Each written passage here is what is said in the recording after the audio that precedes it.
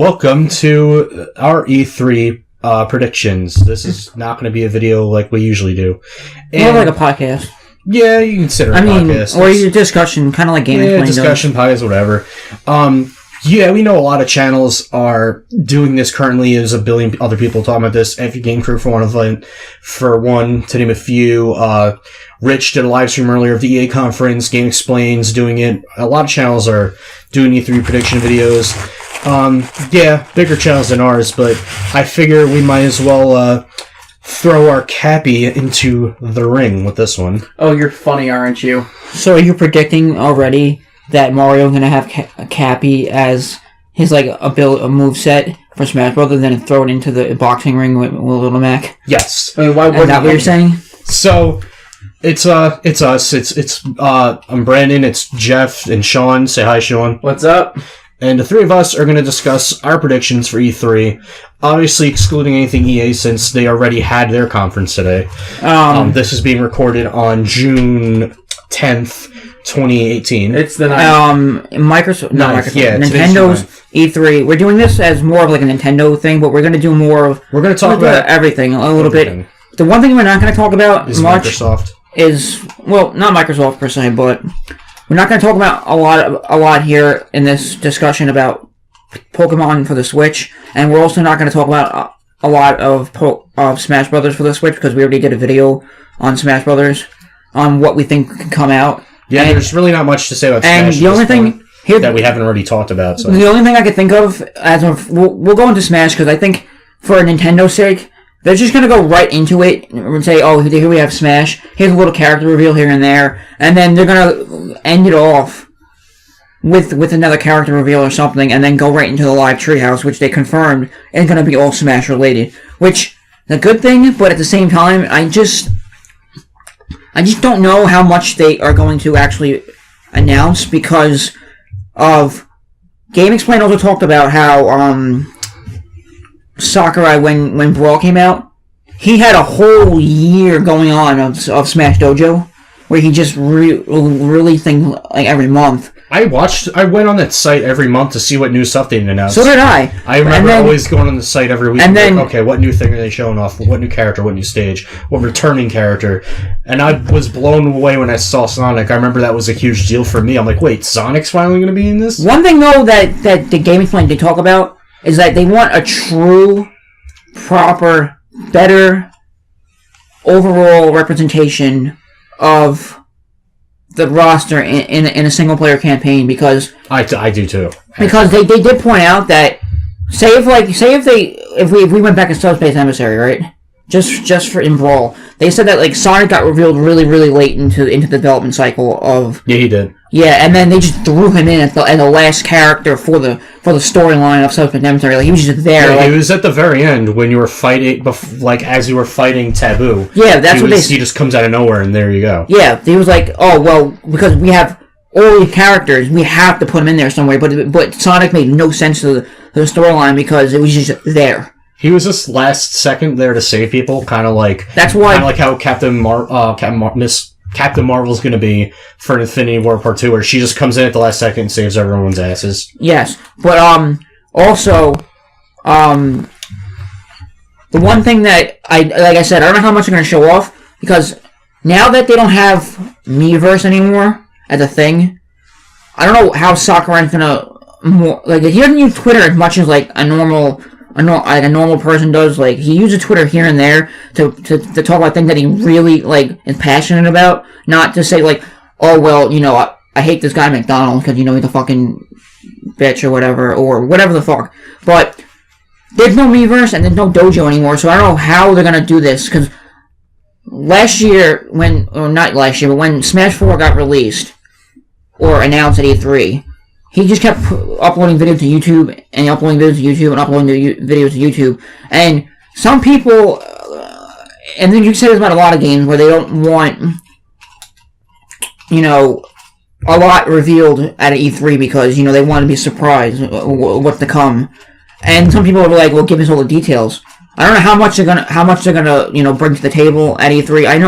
All I know is that they're gonna have Smash somewhere in the Direct.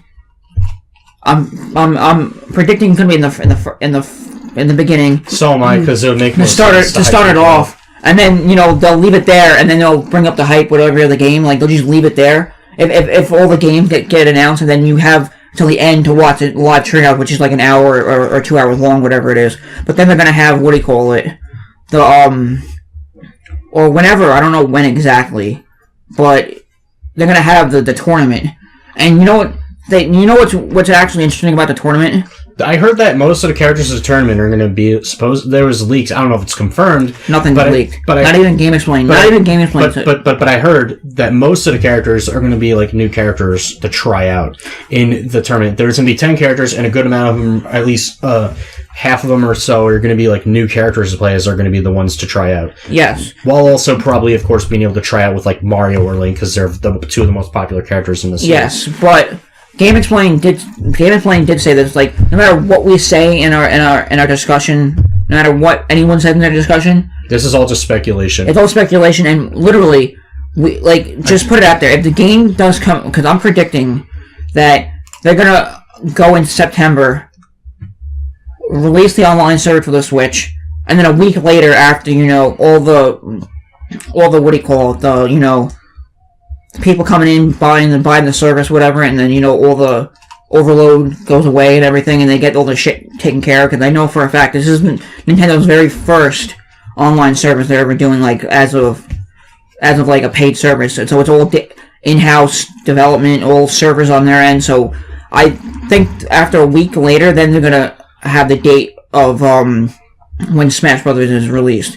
Now, what's your guess for the date? Mine, I would say sometime between October to December. No, because the latest is around Christmas. Like I said, I don't the Switch's online service comes out in September. Yeah, I'm talking about Smash Brothers, though. No, I know, but listen, we don't know when exactly in September, though.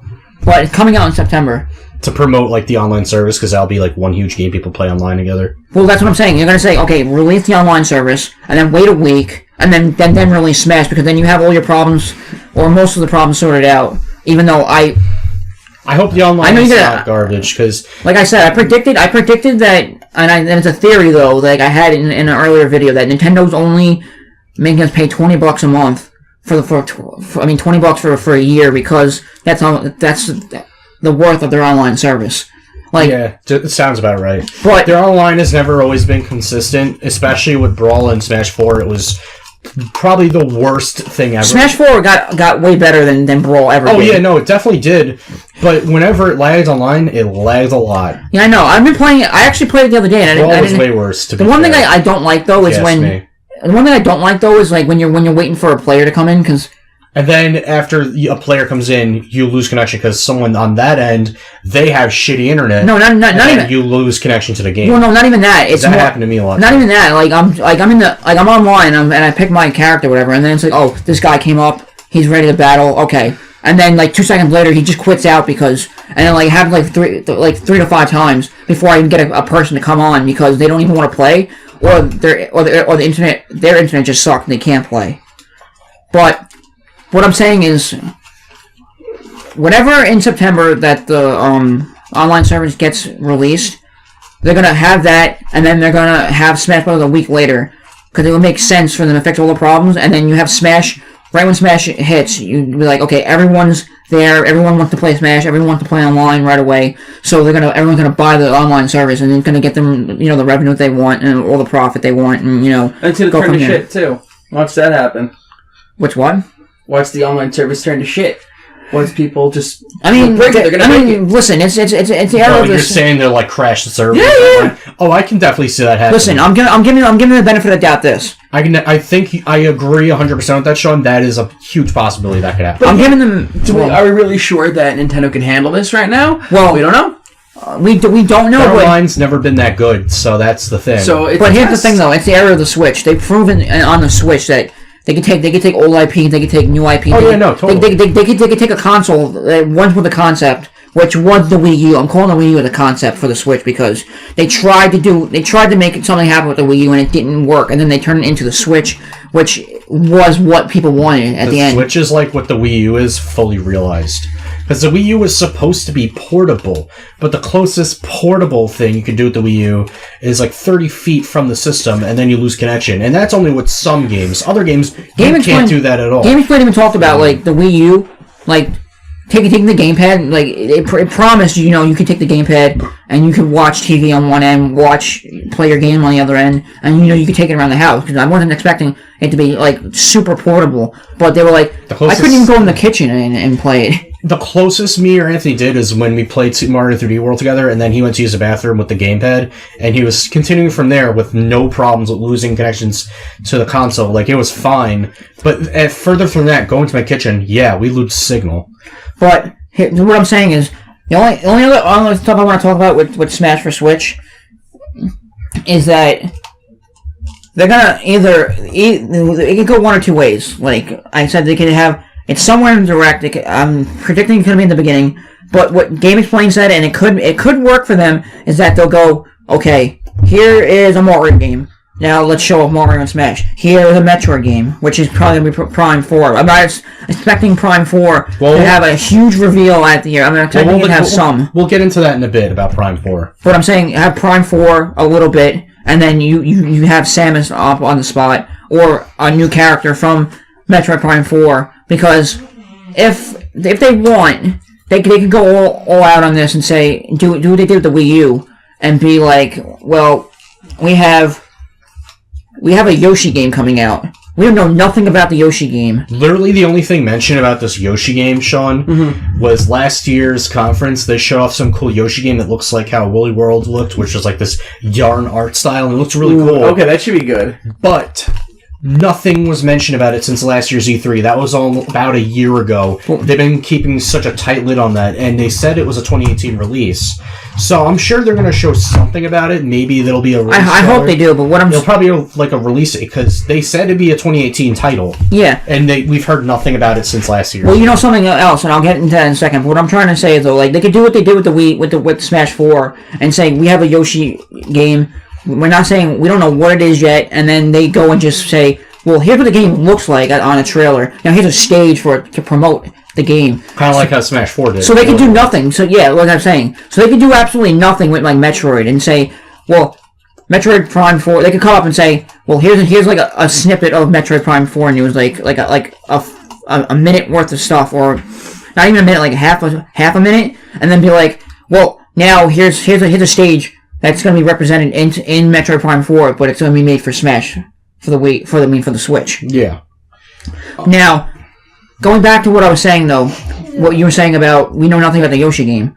Game Explain also even said that, and I do believe that Yoshi's not gonna be. If anything, we need some Yoshi information. But if it's not, you think it's just gonna be a Treehouse event, don't you? No, if it's not gonna be at E3 at all, it's gonna be like what Fire Emblem is doing, where they release a game.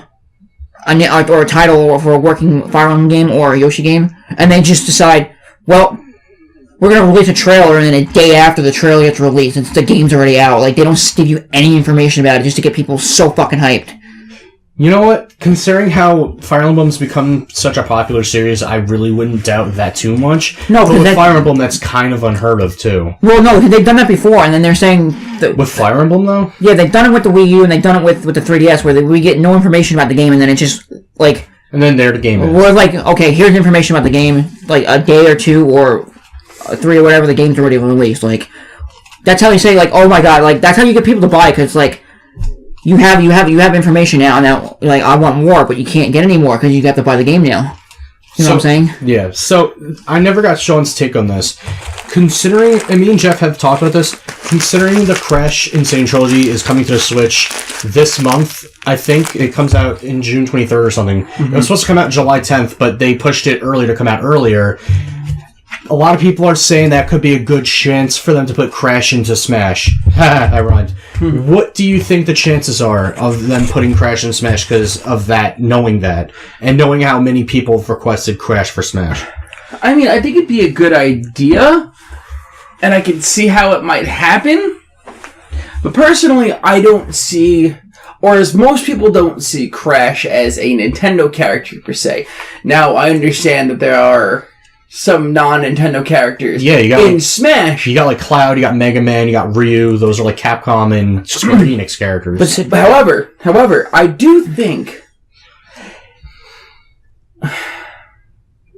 the irony, especially, would be great too, because at one point back in the 90s / early 2000s, Nintendo and Sony were head-to-head competitors. Yeah, and seeing what back then Crash was mocking Nintendo. Yeah, that was pretty funny. You know what? I think it would be kind of funny and highly ironic. And you know what? I'd be for it. I would honestly be for it. I would totally be for that. So long as it's I not actually would be for it too, and Skylanders. I'm not as big of a Crash fan as you guys are. God help us if it's Skylanders. No, Crash. it's not. It's not going to be. I doubt It won't. Yeah, But the thing is, though, I do agree with Sean, but I don't see Crash Bandicoot becoming on the Switch version.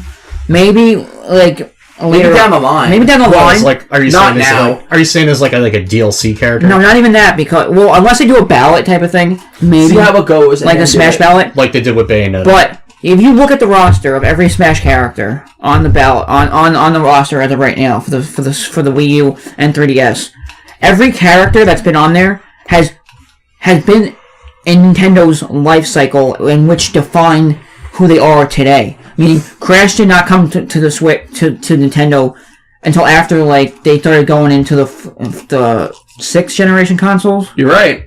which was the PS2, GameCube, and all that stuff. So And what like I'm saying Xbox is, original. what I'm saying though, like the 5 DLC characters that we did get, we got Lucas, Well, we got 7. well 7, but you got Mewtwo, which is already a staple in the Smash community anyway, and Yeah, plus since Melee. that started off the Game Boy's life cycle because it was red and blue. Yeah, You got Lucas, which is Mother 3, but that doesn't. that's Game Boy Advance. But that started off the whole Mother series, which was started off in the NES era, which was the whole thing of Nintendo to begin with. Then you have Ryu, which was Street Fighter, which came out first for Nintendo. Yeah. Square Enix with Final Fantasy VII, Final Fantasy with Cloud is a little weird because Final Fantasy VII did not come out for the what do you call it? Yeah, that was never on a Nintendo console. That was strictly Sony. But- and that's why people were so surprised that Cloud made an appearance. But you It's know like, what? wait, he's never been in a console on a Nintendo game. But it makes a little bit of sense though, in the sense that Final Fantasy started off on Nintendo platforms, and they were like, well, we need something that can gain traction from that, and it'll be the most popular character from the series now, which is Cloud. Yeah, I thought that was pretty brilliant that they did that. It's like, that shows that, they can get some third-party characters, even if they're nothing Nintendo related. So that's why I'm like, Crash, I think, could happen. And I'm saying it could, but at the same time, it's like, it didn't. Most of the characters from that franchise is what made Nintendo who they are today. Yeah, if it wasn't true. from anyone there, besides we have the most popular characters like Link and Zelda and Kirby and whatnot, if it wasn't for the third party characters and the weird additions to the roster like Pac-Man and Duck Hunt Dog, because if it wasn't for those kind of games though, Nintendo wouldn't be where they are today. Yeah, with You know what I'm saying? And I don't see Crash making an impact in any way of saying where Nintendo going in the future. Also, the fact of the matter is that Pac-Man, of all characters, ended up on Smash. Yeah, and that's a Namco character. That to me seems like anything is fair game. Well, to be fair, also a huge Pun reason... totally intended. A huge reason, I like that. A huge reason was also because Namco helped develop Smash 4, so they're like, why not incorporate our own characters in this? Let's put Pac-Man in there. Yeah, and plus, I was going back to like what with like all the characters that define Nintendo. Yeah. You got Mega Man. Mega Man was always on Nintendo platform. Yeah, that's true. If you didn't not to say like that character would be missed if it was gone. I would be so pissed if Mega Man But I'm was saying removed. you cannot talk because Masahiro Sakurai loves to make references to all of video game history, especially in Nintendo, of course, because he worked for Nintendo. But like those characters that he puts in there are all defining features of what Nintendo is today. And if you take any of those characters out, and he's not going to put characters in that don't define what Nintendo is. You know what I'm saying? Like it has nothing to do with the third party character. It's just literally you need characters that define what Nintendo is. They're not going to throw in something haphazardly too. Now, as much as I would like to see Crash, going back to that whole, statement, is it really going to benefit it? It would. I think it would. I know there's a good amount of people that really want Crash. Well, put it this way: at this point in time, like people are just going. There are people out there who's like, oh, we need to stay pure to what the series is. Yeah, don't add too many third-party characters in that. But then there are people and for most people, no matter what it is, and you can prove me wrong if I'm wrong, which I'm not. That no matter who gets revealed, there's always going to be they're going to go apeshit over it. Yeah. Like, it doesn't matter. I mean, you can have a character like... No matter who you reveal, there'll be people excited and people pissed off. Well, there'll be people that'll be pissed off, but overall, you could be like, well, we're releasing Chrom from Fire Emblem and putting in the game. It doesn't matter if we didn't need him. It's just people go apeshit now because, oh, wow, we have a new character. It just doesn't matter. It doesn't matter what character it is. It's too much hype. As much as Fire Emblem is a series I know people like, I don't want any more Fire Emblem characters. We have way too many already. Well, the reason why we have the hype, though... Unless some get replaced with other new characters, that's fine, whatever. Yeah, but the reason why we have the hype, though, is because Smash Brothers is the only game where you can add as a diverse selection of characters into a fighting game. Yeah, it's true. You have Street Fighter. I'm not knocking Street Fighter or Mortal Kombat or anything, but Mortal Kombat has their own set of characters, and they're just unique to the Mortal Kombat universe. And you have Street Fighter, which is unique to the Street Fighter universe, and then you have Tekken. But Smash Brothers is that one game where it's like, it's a true game where you can have fun no matter what you do. Yeah, it's true. Like you can, it's any characters up for grabs at that point. I will not argue with that.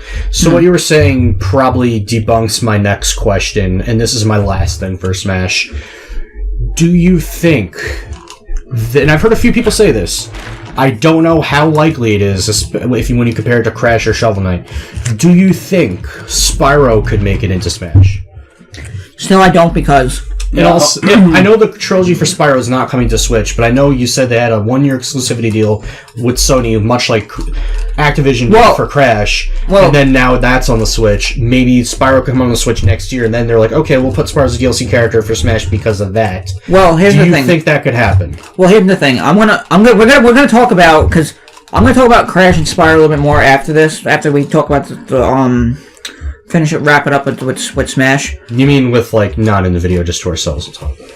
Huh? You mean, you'll talk about that towards the end of the video, or just... No, just, right after Smash, because I have a little thing to talk about that excites Sean a little bit. Yeah. But Spyro, I don't see it because it's Activision. It doesn't matter who, it doesn't matter, what character it is. Yeah. Just say if, for God's sake, that they just decide, Bomberman, which I do think could be a character, just for instance. And Bomberman, Konami just went off the wall and went AWOL and, shut down, and then Activision took over and said, I'm going to remaster all the fucking Bomberman games. I just don't see it happening because it's Activision. Because Activision, as a good of a company as they are, they also make bad fucking... They make some bad decisions. They make this, every company does, but in terms of Activision, it's you're only known for, first-person shooters now, and it's why? I'm not knocking the Crash trilogy, and I'm not knocking the Spyro trilogy, because they look fucking fantastic. Then I play Crash, and it plays fantastically. But I just don't see Activision coming into it, because it's someone of a company, because they bought Blizzard also. Yeah. So it's just too much. Yeah, so Overwatch, they own that now. They own World of Warcraft. They own any of that other stuff. So that's why I can't see them doing, putting their characters on into Smash at all. It just makes no sense unless it was unless Sakurai just said, well, we're bringing Snake back, so we need another third party rival to Snake. That's a first person shooter type of thing. Yeah, you see what I'm saying? But I just don't see Spyro in there. I mean, he would be a cool character if Project M or the Smash Bros. Brawl modding community is still around as big as it used to be. If you're still out there, show it off to me what you could do with Spyro, and then maybe Sakurai could see something. I'm hopeful. I'm hopeful that one day he would come. He'll be a good character, but I'm not saying that it's gonna come anytime soon. Yeah. Okay, so on to the next thing, and this is not going to be too long. No. Because we talked about this earlier, and I've even thought hard about this. I've learned more since the last one we did a few months back from that spring discussion about after that short Nintendo Direct. Metroid Prime 4, I was unrealistic thinking that could come out towards the end of this year. I can definitely see that they definitely want to save that for at least E3 next year, unless it comes out sometime before E3. I detect that game will come out. They will do a trailer at E3. I detect it will be just a CG trailer, no gameplay, and a release date. But, you know, as I said, no gameplay. Maybe they'll also show off some type of new amiibo for the game. What? And I would like that. Also, my other thing is to hold people over, because the collection itself, not the games themselves, the Prime Trilogy collection didn't really do all that well because it had problems with shipping to people. And also, if you try to get it online now, or people that bought it in general physically, it's pretty damn expensive. And also, a lot of people didn't even get to play the Prime games initially, as is, when the games still were really popular when it came out. So it would make sense to hold people over for the time being until Prime 4 comes out sometime next year by putting a Prime Trilogy HD remastered on the Switch. I want it to happen. I think they can make it work, but I do agree with you. The Prime 3 controls, they'll have to somehow make them work. Because Game Explain said that the controls, that the motion controls are well, they didn't say this, but the motion controls in the Switch are state of the art, and you can't get any better than that unless you're like one of those like unless you're like a scientist or an engineer or whatever that's using like advanced motion controls for like different physics things and whatnot. But I definitely think the Switch Joy-Con like motion controls are better than like the Wii motion controls. By far. Yeah, so I can definitely see them making it work better on the Switch for Metroid Prime 3's controls. Yes, but the thing is... But the sensor bar thing, I don't know. But the thing is that, because the Wii had the sensor bar, and the PS3, which had the move controllers, you still need some type of tracking system, because... Yeah, that's one thing I don't know what they'll do with. And I don't see it happening unless... The only thing I can see it happening is if they release the sensor bar, but they have to release another controller for it, specifically for Prime. Why would they release it on the sensor bar if they could have it, if the Switch has already some sort of sensor on it? Well, technically, you could just use 2 fucking candles. Right? Yeah, you can do that on, like, Dolphin with, like... I've done it. Jeff has done that with, like, 4 candles that use it as a sensor bar. Oh, my God. With, like, if you're playing games on Dolphin emulator, Sean, it's pretty crazy. It's not even that. If you just take 4 candles, you can hook up to your Wii. Like, all you have to do is candles? Yeah, actual candles. Like, all you need is a flame, and it works. Because it's heat sensing. It's heat. I'm not totally sure of the whole science behind it. That's wild. What I'm saying is, I've seen him do it. What I'm saying, though, you need the technology, You need the technology in the controller itself to sense that. And I think the only way, and the way it's going, is that the Wii had good controls, the Switch has good controls also, but you need, like, a camera system, because I feel like the camera system, like... Microsoft did it, and I'm not saying that the Kinect was any good, but their tracking system, at least, it worked really well, and so does the PlayStation VR with the move controllers. They all run on cameras, and the tracking is 1-to-1 amazing. So, you need a camera system to hook it up. But one thing, going to Metroid Prime 4 though, I don't see them releasing like a brand new like Samus amiibo. I don't. Unless they did what they did Breath of the Wild, and I just don't want that, because as good as Breath of the Wild was with the amiibos, it was too many. Yeah, you could use like 30 like amiibos or like the only thing I want though is, or at least close to 30. I'd like, and it'll work for Smash too if it comes out, if Sakurai is up for it. But in the sense of Metroid Prime 4, I want a Ridley amiibo, because Ridley has to be in the game somewhere. You know what? Ridley was in Metroid Prime 1, not in 2, and then he was in Metroid Prime 3 again. So, I don't know if Ridley will be in Prime 4. Maybe he could, because he is a recurring villain. I have no idea. Unless he's just like one of those things where it's like... Because I could see this happening too. Unless they put him as an optional boss or something. I don't know. What I can see though is this though. Just hear me out on this idea, because I've just thought of this right now. You got Metroid Prime 4. And all the Metroid games, your main character is Samus. Yeah. So think of like Metroid Prime 2 when you go into the Phazon. Yeah. Okay, think of that, but instead of like going to Phazon, you're in this world, right? You mean Metroid Prime 1 with the Phazon mines? Yeah, but you're in a world just like that, right? Mm-hmm. And that part. But the thing is that what you see, and what you're seeing is the world. right? That it pans over to Samus's mind, Yeah. and it's fucking with her mind. And you're re-battling other characters from older franchises as like a way of like, oh, I remember this, but why is Ridley here? Why the fuck am I? And So you're saying Samus is like hallucinating, basically, but you're you're fighting like Ridley. You're actually fighting him in the game, but in reality, inside the game, you just see Samus just walking around doing what the fuck she's doing because she thinks she's fighting Ridley. You see what I'm saying? I definitely can see that working in the game, but like. Kind of like how they did a God of War, like when you remember when they went to the first portal. Yeah. Yeah, kind of like that. And then you realize what the fuck going on, and you got to figure out why this is happening, and you got to stop it. Actually, when I said Phazon Mines, I was thinking of Impact Crater, but I know that there's like you were talking about just like how Metroid Prime 1, it was like the main threat was like Phazon. Well, then what was Metroid Prime 2 then? When you had to fight Dark Samus in the Aether. Yeah, Metroid Prime 2 was Aether, and you're fighting the Ing, which was an evil dark race from another planet. Yeah, what was that dark substance, though? That's just what, like, the dark substance, like... What was Dark Samus made of? Dark Samus was made out of Phazon. That's what I'm saying. Yeah, Dark Samus is Metroid Prime, like, reincarnated to look like Samus. But I don't... Like her doppelganger. Like... So Dark Samus is technically a Metroid. Like say if like a part of it could turn into a little creature and attach it to her brain like a Metroid, or like how they did in Futurama with the little tiny like green creatures in Futurama. They're like the brain slugs, yeah. Yeah, but so we did Smash, Metroid Prime 4, Pokemon. I'm gonna go really quick into this. I'm just gonna say. Alright, and then after that we can talk about Mario, because there's a lot of different things we can go about with Mario. Yeah, there's one thing, though, I want to talk about, because these two things will be quick, though. Yeah, no, because there's not too much to share about Pokemon we don't already know. Yeah, but I mean, I have a bunch of information information that I could talk about, but we're going to save that for the next video that we're going to do, because we're going to be playing a Pokemon game, talking about that as start of a series, and then we'll get back to it when we finish all the series. But, you know, it's Pokemon, we already heard a lot of information about it already.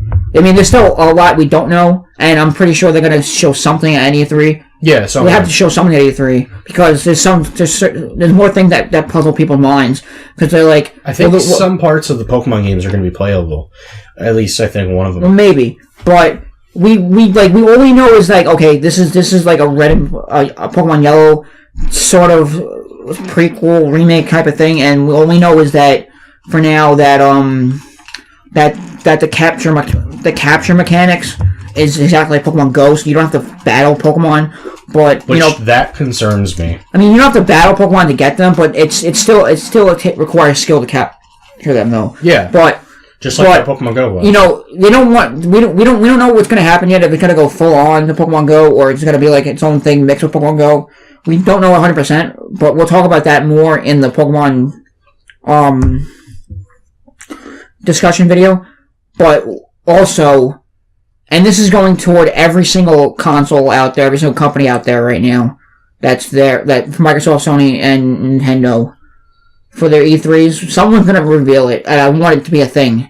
Because it's been leaked that even though that Crash Bandicoot is coming to the Switch, yeah, there's already been a leak apparently and a listing online saying that because it also coming out for the Xbox One. The Xbox One said there's going to be 2 new bonuses in the game, and then there's a listing for the Switch version that doesn't say anything, like that on the box art doesn't say anything yet. But the Xbox One version and the listing for the Switch say that we're getting 2 bonuses. One's, of course, Stormy Ascent, which was the DLC. Yeah, that was the level that was removed from Crash from the original game. It was deemed too hard. But then there's another thing called Future Tense, which I don't know what that is. No one knows what that is yet, but people are speculating that could be a brand new level coming to tie everyone over, waiting for the Switch and Xbox One release. I could see. I want to see what that is because I haven't seen like anything from Crash Bandicoot. I want to see it in the style of Crash Bandicoot 3 more than any other game. I just don't want them to fuck it up like they've been doing other things. Like, I understand that you can, because you recreated the entire trilogy and a lost level from assets that you already had. I just don't want you to go and make a new game like a new level and fuck it up like you did with Wrath of Cortex. That was just terrible. And we'll wait and see what happens. But So, from Pokemon, let's jump over to Mario, because there's 3 different things we could talk about. Super Mario Odyssey DLC, I do believe they're going to show it off, because they know how successful that game was. That was a huge cash cow for the Switch when it came out. A week after the game came out, it already sold like 6 million copies. And Breath of the Wild was also a huge success. And throughout the course of the year after it came out, the course of that year, through the rest of 2017, there was different DLC packs, and one that came out like around summer, the rest came out towards the end of the year. I could see them releasing a few kingdoms 1 month, and a few months towards the end of the year they could release even more. Do you think that'll happen with Mario Odyssey, and do you think it will be Isle Delfino from Super Mario Sunshine? Because they've been teasing that for a while with things that people have data mined in the game. Well, here's the thing though, it's not technically data mine. It's more or less like they've just been throwing things out there as like, and they've been taking it away from us, and we don't know if the Isle Delfino is going to be in the game. But if anything, just don't release any new characters, and just have any new characters, because it would just be like, well, you have Luigi, I understand. That was a separate mode on its own. You don't need another character. Which I hear is taking the internet by storm, by the way.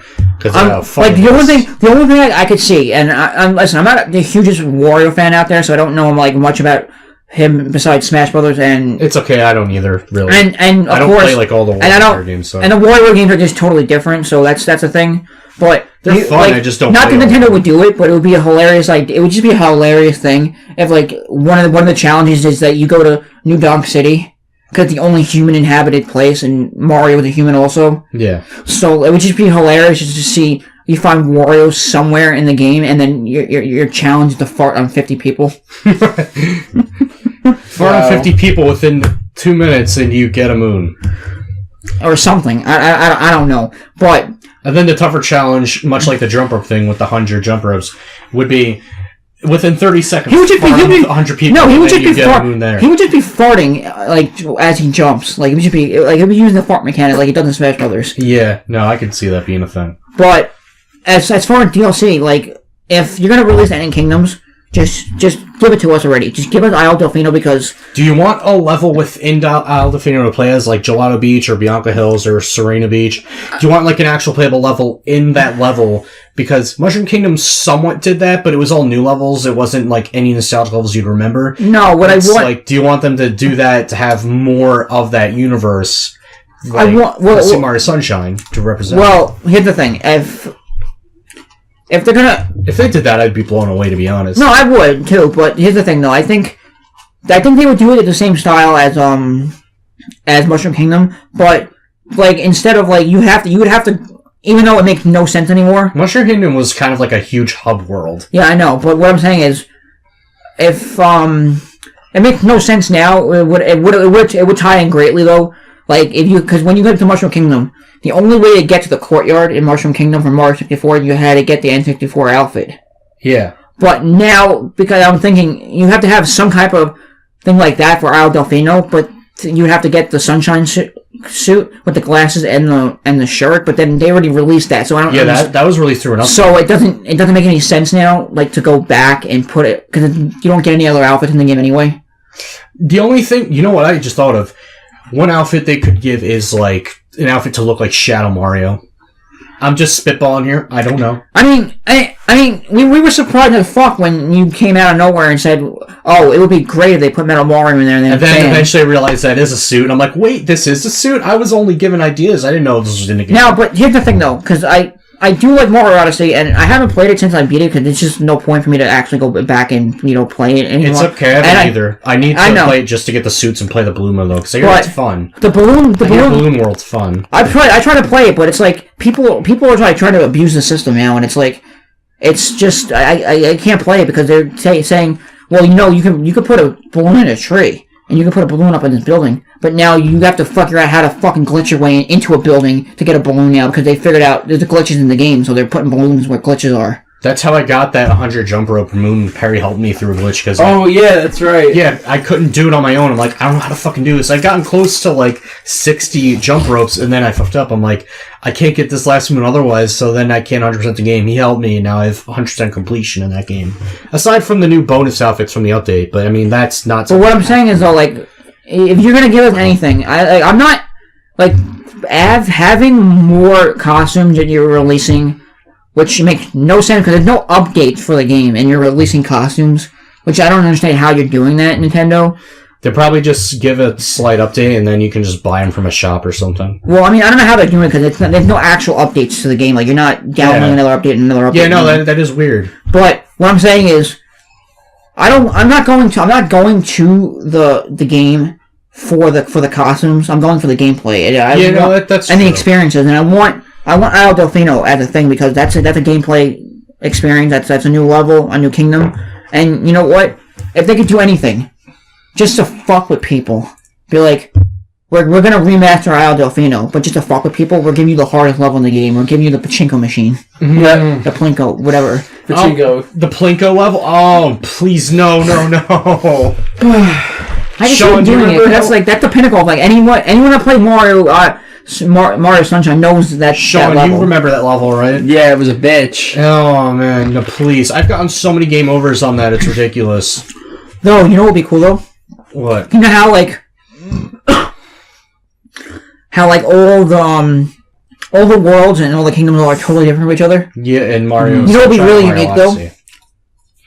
You have New Donk City. Give us Pianta Park. Bianco? Pina Park. Give us Pina Park. You were thinking of the Piantas when you were saying that, or El Piantas. Pina Park. I actually like that level a lot. Cause it's like an amusement park. Yeah, I can see Mario going around in an amusement park. I can totally see that too. No, not to say that because that already happened. I mean, like in Mario Odyssey standards, I can see that happening because it works in there and they're doing random things. I can definitely see that being in the game somewhere. And you just like not that they would do it, but if they could, you could fight Bowser Jr. Yeah, because Bowser Jr. is not even in Mario Odyssey at all, so that would be pretty new to the game. Unless, I mean, listen. Every version of Mushroom Kingdom that they ever released, and throughout the history, it's always been different. They already added something new. So I don't know what Isle Delfino. I know Isle Delfino at its core is going to look just like Isle Delfino from the GameCube era, but it'll look even better. I mean, yes, I'm not saying that, but I'm saying I don't know what they're gonna add to it because that's because like you have Peach's Castle and Mushroom Kingdom, and then they added the forest. They added the what do you call it? The little things where you can like have like the scarecrows and you can throw your head in there and jump up on like stairs and whatnot. So they can add a lot of things and riding on the go-kart. Not the go-kart, the moped. That was a thing that was not in Mushroom Kingdom ever, and they just add all this stuff. Yeah, that's true. Yeah. So what I'm saying is they can add up a lot of things, but I'm gonna leave it at that. You can go talk about the next Mario.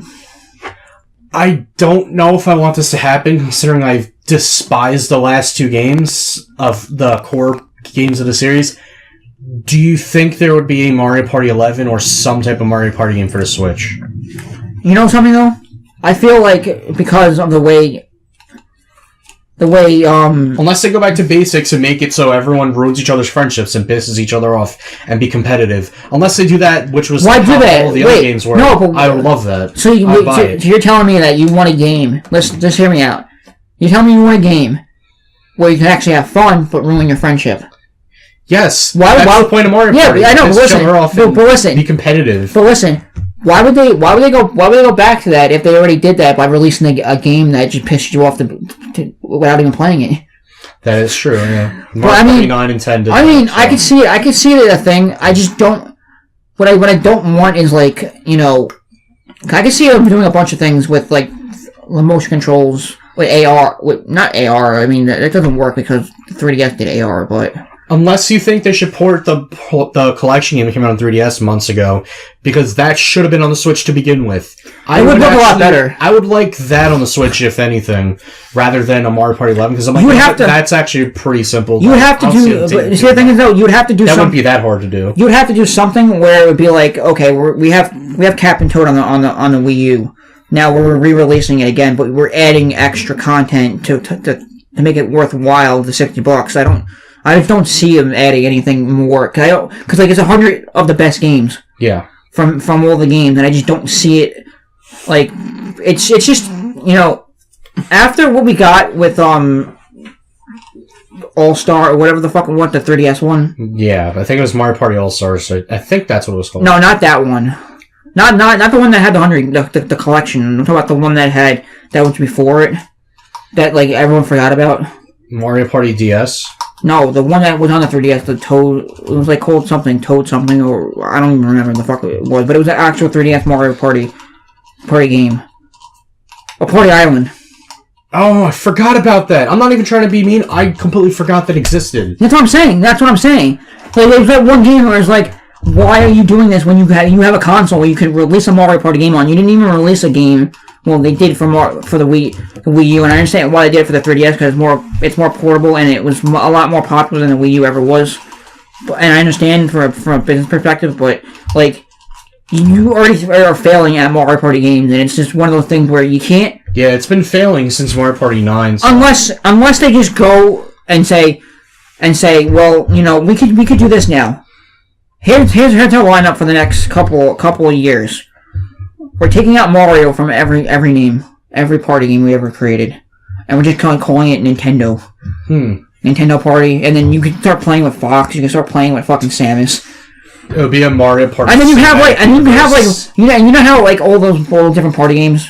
Yeah. Like you can have them themed against like you have to hit like 12 Chozos with Samus, or you have to go and you have to capture 12 ghosts with Luigi. And then to represent every franchise that they have. The Chozo are dead though, unless you would mean like you have to hit a specific amount of Chozo statues or something. Well, I'm just saying. Well, I'm just saying, and like it's like themed. Or you can go back. So you're kind of talking about like a Nintendo Land type thing. Well, no, because Nintendo Land was bad. I'm not saying no. I'm saying more of like Mario Party though, like because you could have a whole map or a whole board game based off of like a certain franchise. Like yeah, that's true. So yeah, that's my thoughts on Mario Party. What was that third one? The third one, which we know is coming out sometime this year. I don't remember the date, but there's Mario Tennis Aces coming out. Oh yeah, they already have a demo for that, and I don't see them talking much about it. I see they're mentioning it just so people can get familiarized with it again. But as far as I know, that game is apparently, from what Gaming Planet said, people that played the demo and people that played the live demo at one of their conventions or whatever it was, it's like the best Mario Tennis game out so far. I have heard that, and also it has a story mode, which makes it unique from the other games. The only game that did that.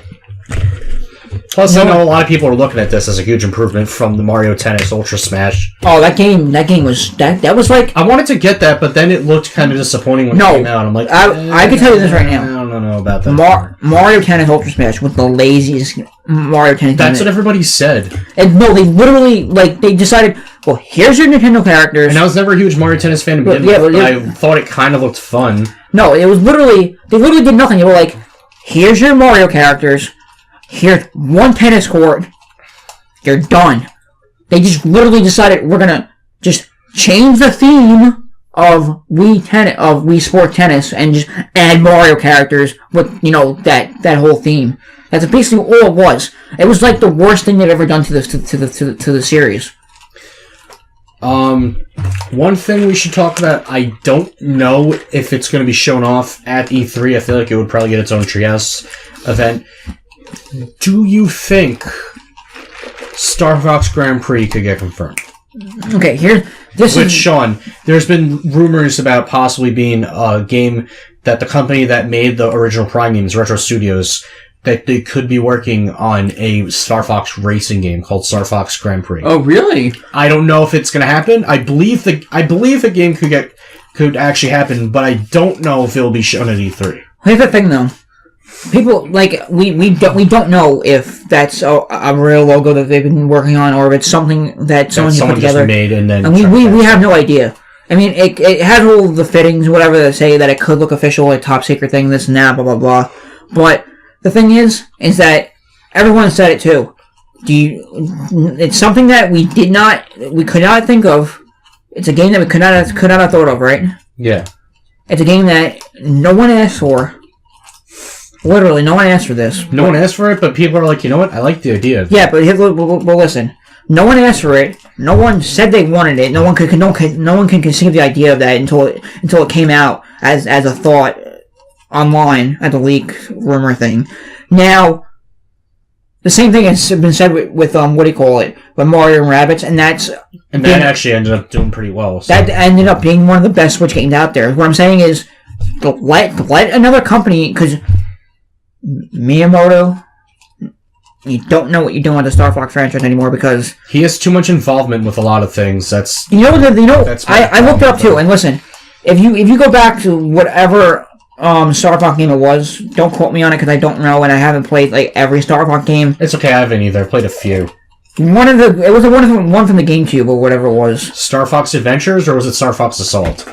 One of them, I don't remember, but Star Fox Adventures was more like a Zelda game, but with Star Fox characters. Yeah, people didn't really like that game. All I know is that it was one of those games. At the very end of it, you beat the game. Yeah. They came up and said at the very end of the game, they were like, you had Fox and you had Falco and then I think Slippy was part of it. I'm not 100% sure. I think he was probably. He might have been. Usually he's in a Star Fox game. So. No, I know, but I'm saying at the very end. Oh, I'm not sure who was in it, but I know Fox and Falco were in it, and Falco was just like saying something about, now that we're done saving the world again, blah blah blah, and not to quote the actual thing. I don't know what it said, but Game and Plane talked about it.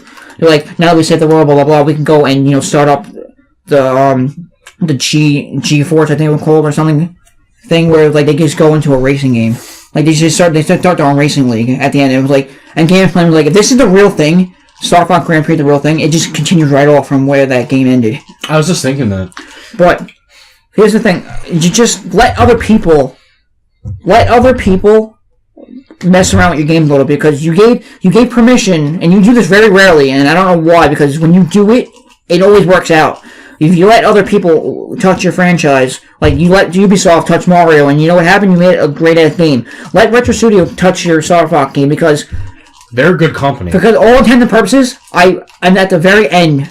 I'm at the very end of Star Fox Zero because I'm like at the very second to last world, I think it is. I tried playing that and I didn't have patience. Miyamoto literally could not. I think he just made that game, Star Fox Zero, because he needed a Star Fox game, and he copy and pasted the Star Fox 64 and gave it worse controls. No, but the thing is, he couldn't categorize it as a sequel, a prequel, or a reboot, or a remaster. He couldn't categorize it. It was just a game that was there. Yeah, it was just there. It was just like, here's Star Fox Zero. It's like it looks, and the ending of the game, I am kidding you not, the ending of the game is literally a one-for-one recreation of Star Fox 64. I'm not even joking. I've heard that. That's why I was like, you went to the extent to work on a game for over 7 years, and you came up with this.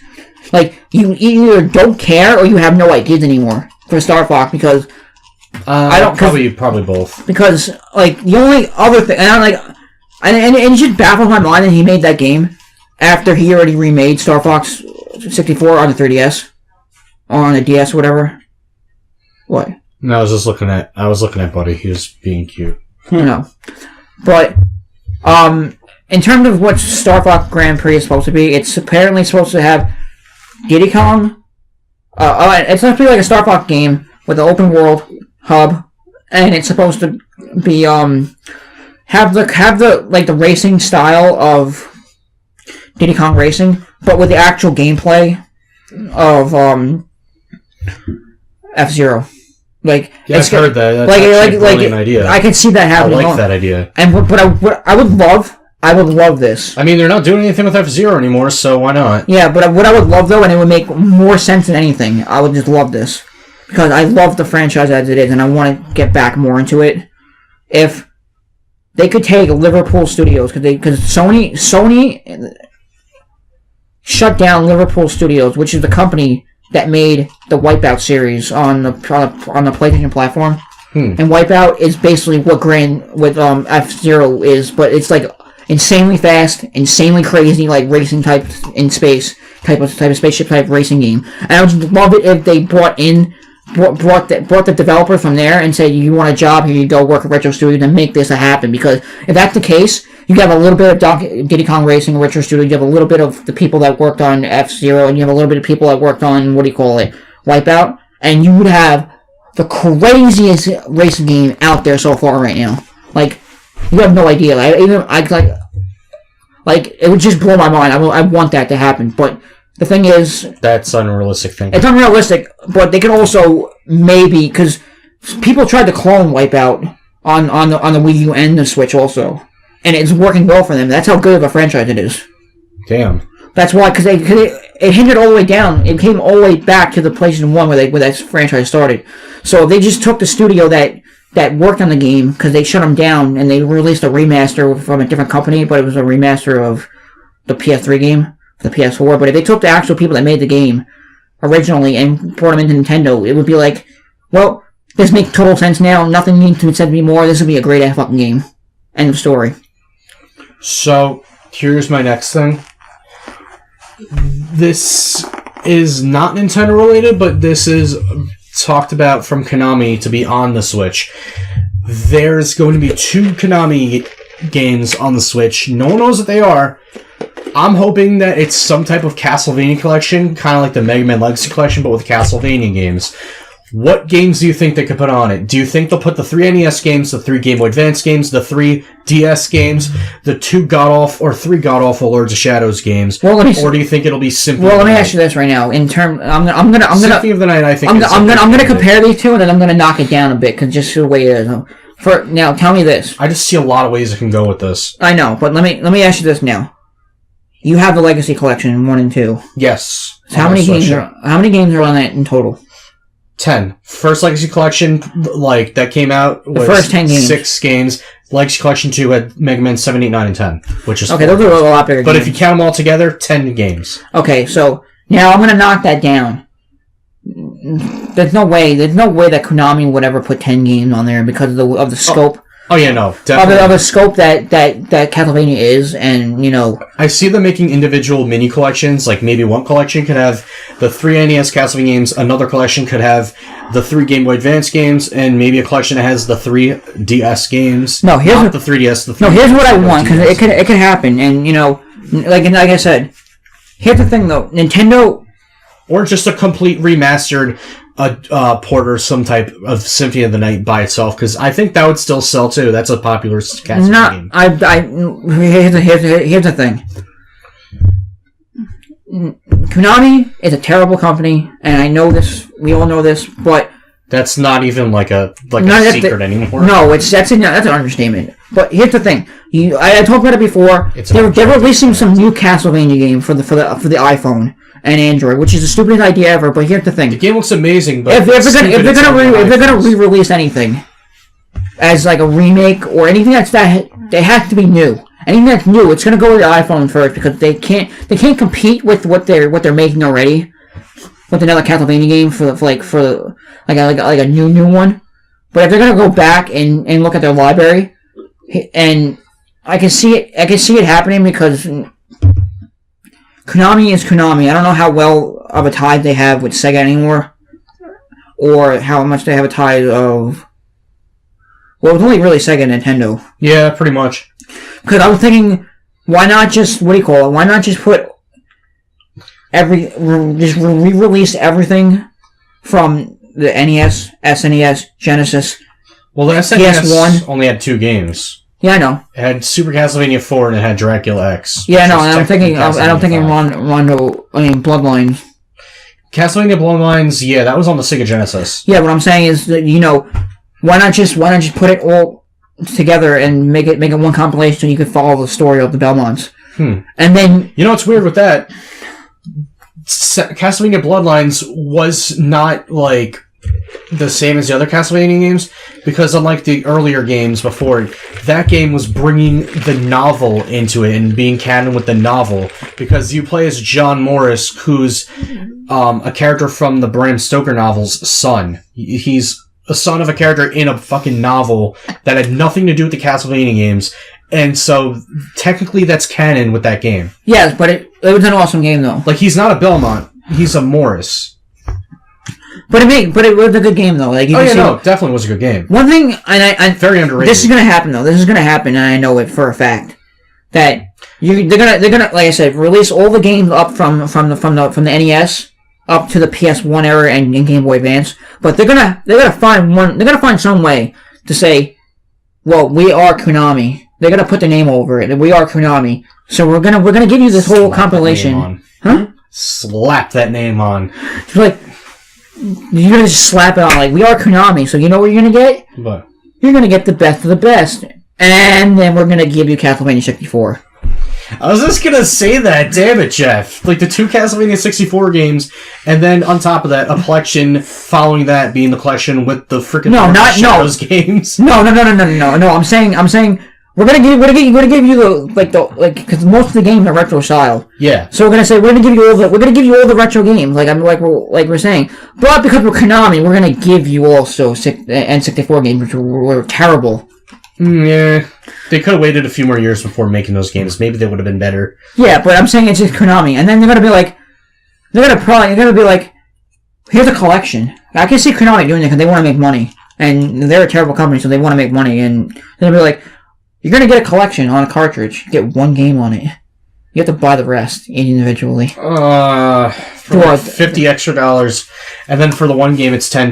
That'll be your $60 right there. And make a new save file for another game you already have a save file for. It's extra $10 for it. One thing I would like to see, though, is if they had a way where it was like, okay, you're continuing, you're like, if, say for instance, you're playing 1, 2, and 3, right? Mm-hmm. But as you finish one game, you start off. The only thing different about the second, like, say if you finish Castlevania 1, you start off Castlevania 2, you would have a cutscene in just before the game started that literally ties into Castlevania 1. So the storyline continues. The only game I don't want on this collection, I don't want the Lords of Shadows games. No, it will not happen because it's just too much for the system to handle. I don't want it to happen. And I don't want the N64 games, and I don't want Simon's Quest, even though some people there are people that do like Simon's Quest, though. If you can go and find the guy that worked on the Castlevania 2 Simon's Quest enhanced version, be my guest, pay him the money, and then release that version on the collection, because that was a better game. I actually played that, and it actually fixed almost everything. Well, I think his name was like Guru something or something.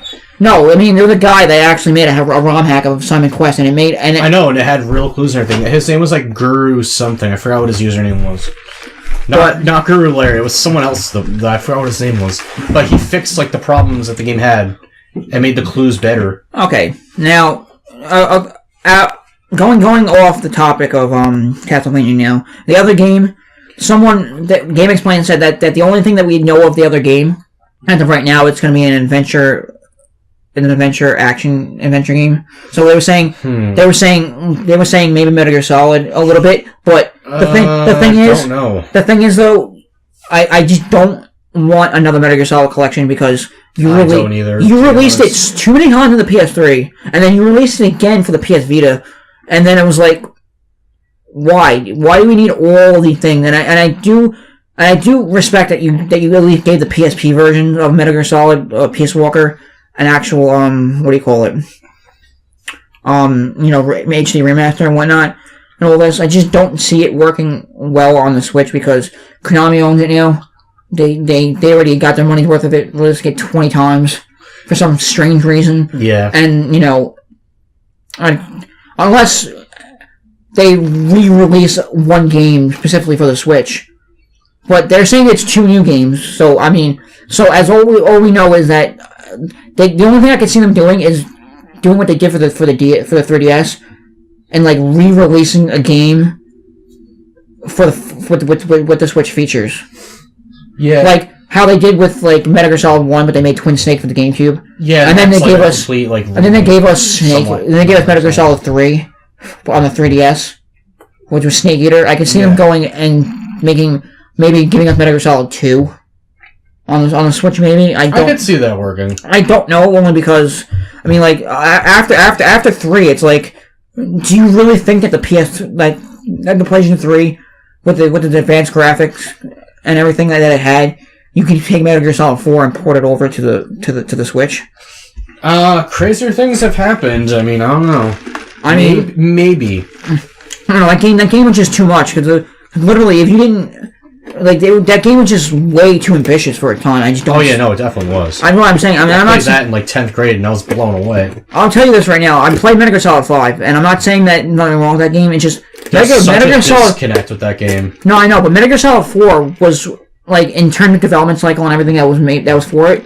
It was way ahead of its time for what it was, and it was just Metal Gear Solid 5 was good, and it did what it had to do, but nothing can top what Kojima did with Metal Gear Solid 4 though. In a way, it just blew your fucking mind. You mean 4 or 5? 4. I haven't there was I don't sit in front of my TV anymore and play games like that hours on end. Metal Gear Solid was the only game where I was just Metal Gear Solid 4 was the only game where I just sat there for legit 6 hours on end, non-stopping, non-blinking, and I was like, holy goddamn fuck, what is this game? There's some games I do that with. Sometimes I'll try to do it with God of War, and then I'll be like, I'll do something else. It's not even that, just Kojima, he knows how to make a game. That's why I'm really, and this is gonna happen too, we're gonna go another thing now. Because, like I said, Kojima knows how to make a Metal Gear Solid game. I don't see Konami trying to do anything with Metal Gear Solid because they fucked up with Survivor. But one thing that will blow our fucking minds, at E3 at some point, is Death Stranding. Yeah, I was hoping we would talk about that. Because, like I said, Death Stranding, did I ever show you that? No. That's the game with Norman Reedus, who's in a lot of films. The guy's a great actor. Can you explain to me? And him and Hideo Kojima were working on Silent Hills, that game that PT was the playable demo for, and then Konami scrapped that because of Kojima leaving the company. And this game, nobody really knows anything about, and it looks amazing. And all so far we know is that there's babies in it that are stuck inside the main character. I'm gonna ask you. I don't know what the game is about. No one knows anything about the game, but everyone's just all I know is I want to play it. All right. And it looks like a movie. It Norman Reedus in it. It looks like you could just poke in. It looks that realistic. Sony's gonna be focusing a good amount of that in their conference. Because something I just realized. What? If you take hardcore games, right? Yeah. And you apply it to Kojima is what Nintendo is for hardcore games. Yeah. Meaning he could take any game and he touches and make it into something that's now I'm not saying Mario. Mario is Mario and Zelda is Zelda, but it doesn't blow your fucking mind. Kojima would take a game. I mean, Mario Odyssey blew my mind. Well, I mean, in the sense of Kojima, they just think that you can't fathom what the fuck is going on in his brain. You just can't fathom what the hell going on in his brain. But whatever comes out of it is a fucking masterpiece. Yeah. Also, going off to masterpieces, The Last of Us Part 2. They gotta focus on that. Oh my god, yeah. The Naughty Dog's upcoming game, Last of Us Part 2, I am pretty sure they're going to show something about it. They have to. I don't know if it's going to get a release date, though. But I'm hoping they at least show gameplay with it, because we haven't seen gameplay. We've just seen CG trailers for the past year or so. No, that is gameplay. That's legit cutscene from the game. That's not CG. It's all everything they made when they made The Last of Us and they made Uncharted 4. Yeah. Everything that was in there was made in-house on the same engine. The cutscenes are not CG. It's all on the engine. You know what I mean?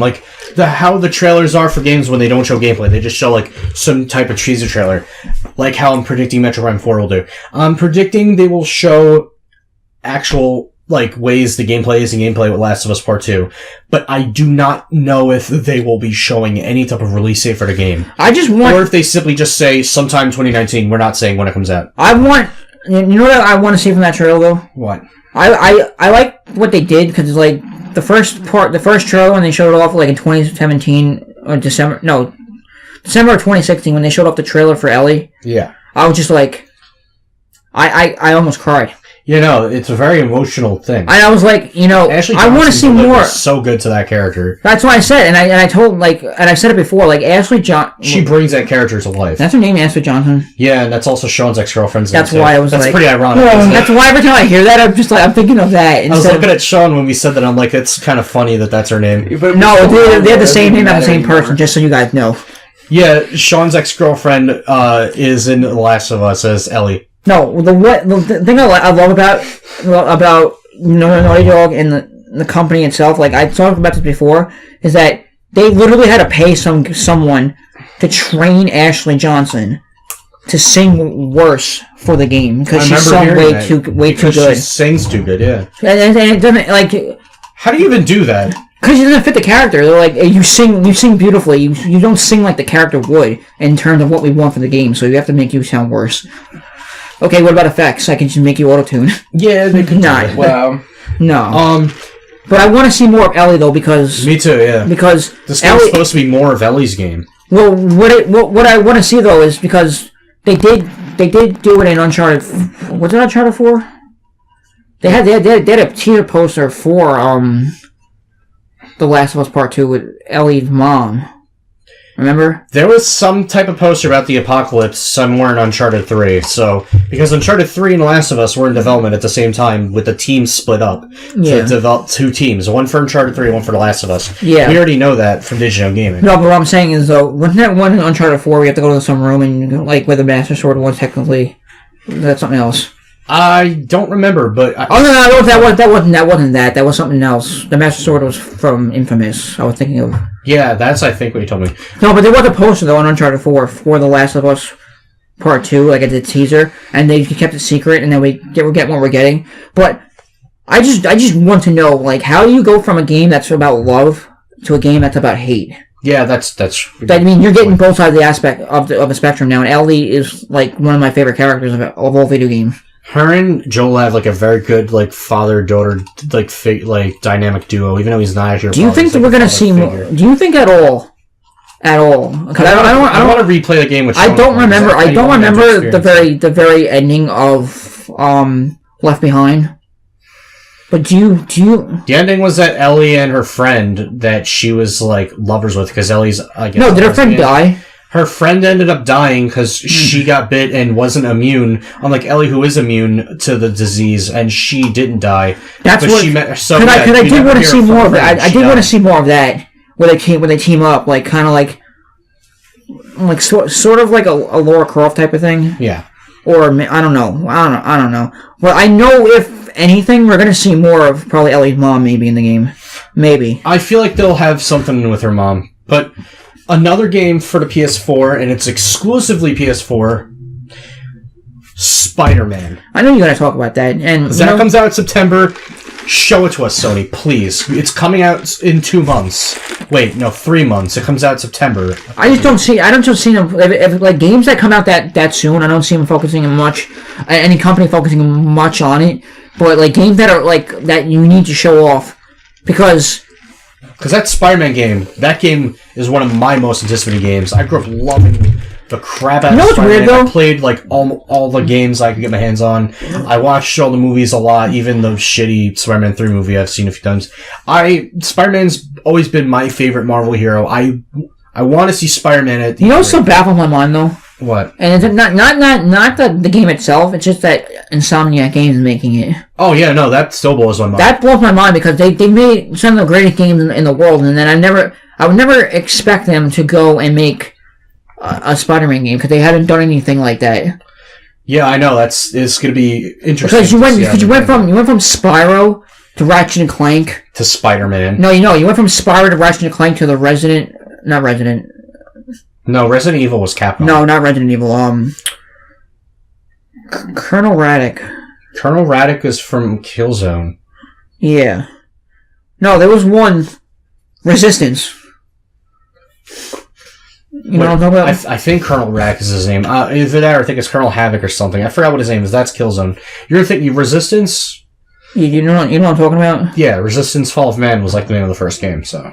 Yeah, that was made by Insomniac. What? I didn't know that. I think that's what it was. They've made They made so many different types of games then from each other. No, but that's pretty amazing. But they've only. But they never tackled like a. To jump from all those to Spider-Man. Yeah, they like.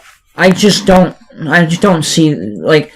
I get it that you can do amazing things, and I understand. I just don't put you two together. You two together, but I want to see a little bit more of it. I want to see how badass it could be. I know you're not going to show much off of it because you definitely got to show off Death Stranding, and you got to show off Last of Us Part 2, Mass Effect, The Last of Us Part 2, and Spider-Man. And the only thing else I think I can think of, if for some, I think I know what you're going to say. What? You're either going to say the Spiral Collection since that comes out soon. Oh no, that is coming. No, that is coming out. That is coming on E3. Or we're going to say Infamous, a new Infamous game. I would love that. It's been 4 years since Second Son came out. I would love that, but you know something though? I honestly think that the way that they're going with it, I honestly think that they're gonna Sucker Punch is gonna just wait until the PS5. Yeah, that makes sense. I mean, because they waited so long, they were thinking of making an Infamous 3, and then they turned that away and developed Second Son. So, which still is an awesome game. No, I know. I want another Infamous. I do. I loved it. Like but you see the thing is though that they didn't do much of what was expected from Infamous Second Son, because what we got from Infamous Second Son was the main game, and then you got First Light with Fetch. Yeah, that was like we weren't in England. That was sold as its own game. Yeah, and it actually got its own. Well, I got the game for free though, on PlayStation Plus, and I still have it. But regardless, people were asking it, and they were considering it too, but they just dropped the ball. They just dropped it out of nowhere and canceled it, where they were supposed to have the other two guys' stories. Yeah, and so either you give that to us, or if you want, you can make an actual game based off of Fetch. Oh, that sounds pretty interesting. Not like a side story, because then you could bring back like. I was just say, unless you want it to take place after her First Light story. You know what would be crazy? What? I'm not even joking. This is just tied up completely. PS5 is going to have the craziest graphics out there, because I know for a fact that when PS4 came out, and this is going to happen straight off the bat, PS4 came out, it did better than Xbox when it first came out in terms of graphics. You're gonna bet your ass that PlayStation 5 is gonna go blow us out of the water with the graphics, and try to outbeat whatever fucking Microsoft got going for the ninth generation, whatever it is now. Well, at this rate that they're going, that's not gonna be too hard. So yeah, I know, but I'm saying in terms of graphics, whatever the Xbox 2, whatever the hell they want to call it, whatever they got going. Xbox 2 or Xbox 720? I have no idea. Take your no. They're just gonna release. They're just gonna be like, well. You know, it's easier just to keep the marketing as we have it. So here's Xbox One 8K, not 4K.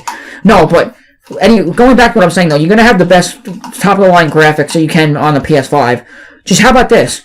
Just bring it as like a story of Infamous, right? Yeah. Where you have all the characters that have all the powers from Infamous 1, 2, and Second Son. So you're saying bring all the conduits in. Bring all the conduits in and be like, we're keeping up, or we're doing something for the greater good, or if you want to go evil, and then, because Second Son, was Second Son evil and good? Or you just did your own thing? All the games, you could either be good or evil. Okay, so you just choose your path. So I'm saying, you bring all the conduits together and be like, we're coming at Resistance. You know what? I think that's like a thing with like. I remember Infamous 2 because a thing where if you chose the evil ending and you were Evil Cole in Infamous 2, he gets like the. I love that ending. They like, if you remember, like they try to turn other people into conduits to cure them, and then it's just like, okay, you're on our side, we're all bad guys. It's like, okay, you're building. No, but what I'm saying is maybe. You know. Maybe make a new character, right, for this story, and then you go off and you're doing your own thing, whatever the hell the main story is, right? Yeah. Like just a baseline story, but it's still in the same main story, and then you find out like as you're playing the game that I'm not alone. There are other people just like me, and you find out that Cole exists, find out that Nyx exists, and then you find out that Fetch exists, and then you're like, I gotta know more. I gotta find out what the hell going on here. What about Quo? Quo eventually gets powers too in Infamous 2. Yeah, but that was different though because someone gave it to her like as. She was kidnapped and given powers, and he had to rescue her. And then it's like, oh yeah. Yeah, but you want to find out like why this is happening, what's the origin, make it all band together and do something like. Yeah, I could see that working out. So. I don't really care for Microsoft's conference unless they show certain games. Do you think they will show Gears of War 5? That's one of the only things I care about with Microsoft. Well, I said that. Oh, here's what they're gonna do, and here's what Microsoft's gonna do for the whole entire thing. No exclusives. No, they're gonna have Gears of War 5. There's rumored to be 3 Gears of War games, but I'd be down for that. I mean, I do like the Gears series a lot. Yeah, but it just seems a little weird, like. In the sense that it's a rumor, and I know rumors tend to be weird or fake or whatever, but the rumor is that there's going to be 3 Gears of War games. I just don't see them saying, we have Gears of War 5, so why go back and remaster the game when you had when you had Gears of War 4? Remember, then they remastered 1? Yeah. Gears of War Ultimate, but they did another one. That was a good remake. I played through that with Anthony. But didn't they do another remake of it or something? The other game they did, besides Gears 1, 2, 3, 4, and the... Judgment. They made Judgment, and that's a prequel to the entire series. Okay. That's its own story. I would like a sequel to that. I'd like a sequel to the prequel. Well, here's what's going to happen. I just made a reference to... Here's what's going to happen. They're going to be like, okay, Microsoft, E3, at least one from each game, each series they got going. They're going to have Gears of War 5, Halo 6... Forza Horizon 2 or 3 or Forza 8 now, whatever the fuck it is. I think the recent one that came out was like Forza 7 or something. Yeah, so we're going to do Forza 8 or Forza Horizon 3, maybe. And then they're going to be like... well, now we're going to have another Banjo-Kazooie game. Not nuts and bolts. I know not a lot of people like that one. No, they're going to probably have... Or they're going to flop us... Give us the finger and be like, we're releasing some... fucking brand new thing that no one knows about, and then it just happened to have Conquer in it for some goddamn reason, for no reason. Like when JonTron saw that at E3. Project Spark. Yeah, and they didn't drop Project Spark, and they couldn't do anything with it. Yeah, I was like, what happened with that? I never heard anything. No, it was like it was supposed to be a platform where you can literally go on the Xbox and make your own games. Like, it would be the easiest thing in the world, and Conquer was in it. And then I guess, I'm assuming Conquer would have been your Clippy from like Microsoft Word. Oh, paperclip. No. But Conquer would have just been like, fuck you, this and that, and be like, oh no, we can't do this because it's rated M now and all this shit. But I want to see something. I want to see something along the lines of, because they're gonna show Call of Duty off. I know that for a fact, and I'm not. Yeah, I don't care about that at all. I don't care about Call of Duty only because you literally are the lazy. I'm gonna call you out right now, Activision. As much as I love you for Crash Bandicoot. And as much as I love you for Spyro, and as much as I love you a little bit because Skylanders was a little. It was good. It wasn't like I wasn't totally into it, but it was good. I never finished it because there's too many things going on in that game. And I did like the older Call of Duty games. Yeah, it's okay. So did I. But whatever people you have working on Black Ops 4, fire their asses. Stop making Call of Duty games, because you are the laziest motherfuckers on the planet. Are you talking about Infinity Ward? Because that's usually the company that makes Call of Duty. No, because it flops between... Black Ops is made by Treyarch. Oh, okay. Yeah. I mean, Treyarch, you are literally the laziest motherfuckers on the planet. And I'm not talking in the sense of, well, you can release... You can be like Capcom, for instance, and you say, we're going to release... a Mega Man collection, and how many times you're going to release a Mega Man game. That's one way of saying you're lazy, but you people are literally the laziest motherfuckers on the planet. At least Capcom was trying with that one. No, but I'm not bashing the collection. I'm just saying. Yeah, no, I know. I'm just saying how many times can you go over and say, well, we have a new console, we have to release this game over again and over again, and the same thing. But I'm saying you are releasing what you're calling a brand new game, but you literally have. IGN showed off 4 different maps that you can get in the game that are literally taken from Black Ops 1 and 2 and 3, and you decide to just put them in there, and you're like, well, you have to pay $60 for an online-only experience. The only thing that's new is Battle Royale mode, which, to your knowledge, had not been done before, might I add.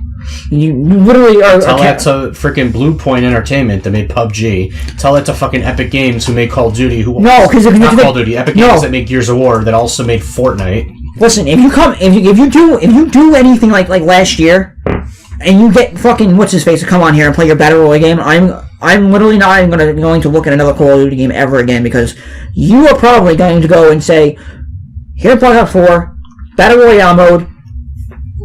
No single player. No single player at the start, because you're going to release that at DLC, because you already said that already. You're releasing old map packs, quote-unquote, remastered, quote-unquote, because you didn't remaster them in Black Ops 3, and you didn't remaster them again in Black Ops 2, so shut the fuck up right now. And also, you're expecting us to pay $60, plus on top of whatever the fuck you're going to make us pay for the DLC, for the single player campaign, after when you figure out an idea for it. And then, on top of that, you're gonna announce that at E3.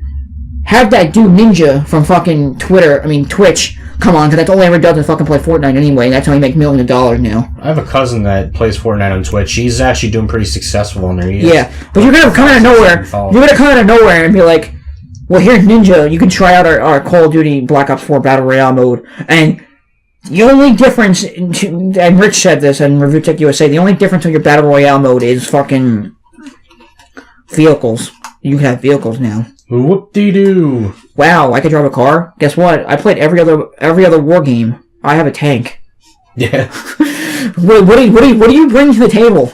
Like, yeah, Sean, how dumb is that? Black Ops 4, not that I care about Call of Duty, they cut out the single player because I know a lot of people like to play multiplayer instead, but it's literally, they cut it out so that way they could sell it off as DLC. That's fucking bullshit. And also, they're putting in maps that are supposedly remastered and from the older games, and it's like they're selling that off for like an extra, how much money for the map packs?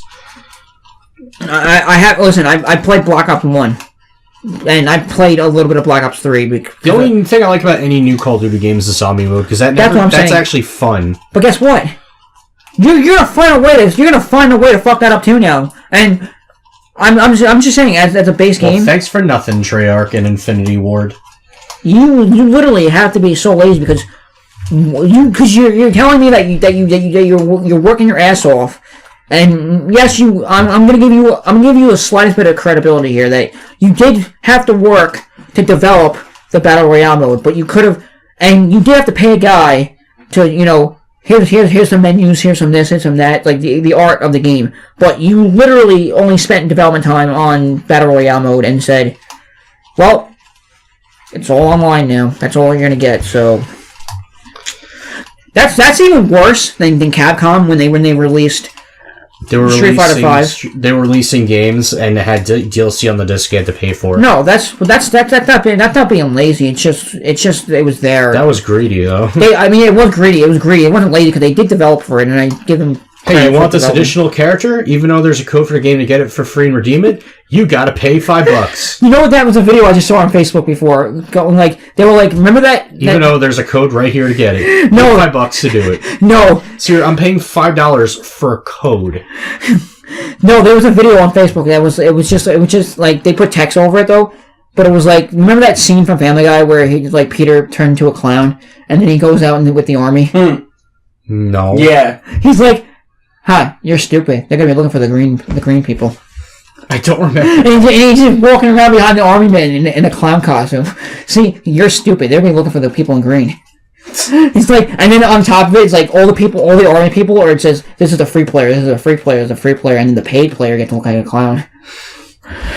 But that's what you're gonna do. You're gonna have clowns in your game, and you're gonna be like clown zombies, and you're gonna turn into it, and then it's gonna be like, well, you fucked up every franchise ever. Thank you, fucking Call of Duty. One company we're not talking about because I don't really care, and most of their shit was sports. We're not talking about EA. It's in the key. But I did see that. I did watch their conference specifically for Anthem. It does look pretty amazing, and they promised there will not be any loot boxes. They said day one there will be cosmetics only that they're selling, and as long as the cosmetics don't become a thing to take advantage of people's addictive tendencies for those that do try and pawn off skins for games for thousands of dollars. As long as no one does shit like that, I'm fine with there being cosmetics. Yeah. But we don't know what's going to happen anyway. They did confirm that there will not be any things to thrall gameplay like Battlefront Tours where it's like, oh, if you pay more money after you buy the game, you get the upper hand. They said there's not going to be anything like that. So far, I have faith in this game, but I'm still skeptical of Anthem. You know, one thing I'm actually as good as the game looks.